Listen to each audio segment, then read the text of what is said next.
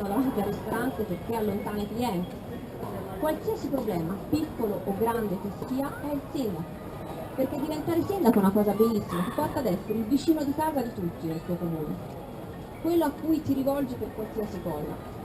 Però arrivi a fine giornata che probabilmente con la tua di famiglia ci sei stato poco tempo, che la tua vita professionale viene messa ovviamente un po' nel congelatore, intanto che ti impegni per la tua comunità. Quindi è una scelta di grande amore per la propria comunità ed è una scelta per me bellissima, perché chi sceglie di fare il sindaco come Carlo, noi lo sosteniamo, il terzo polo Italia Viva e Azione sono impegnate nel suo piano che in quest'ultima settimana di campagna elettorale sceglie non di fare l'amministratore delegato di un'azienda, sceglie di rappresentare i bisogni ma anche i sogni e le aspettative di quella comunità fin tanto che fa il sindaco, perché ha di fronte delle persone in carne e ossa, dei cittadini, non dei consumatori.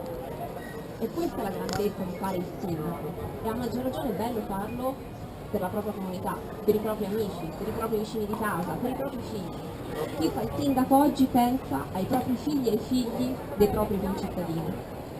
Allora abbiamo l'ultima settimana di campagna elettorale, e qui Carlo sicuramente ha già le suole delle scarpe consumate dai chilometri che ha fatto per parlare con tutti, per presentarsi a tutti, per raccontare le sue idee, i suoi programmi sulla città, e con lui ovviamente chi si è candidato in consiglio comunale. Però quest'ultima settimana dobbiamo fare anche noi un ultimo sforzo, tutti noi, anche chi non è candidato, ma conquista. perché ciascuno di noi può fare la differenza. Quando si va a votare in consiglio comunale, anche una persona che porta a votare e convince 5 persone in più, 10 persone in più, alla fine, sommata a tutte le altre, può fare la differenza.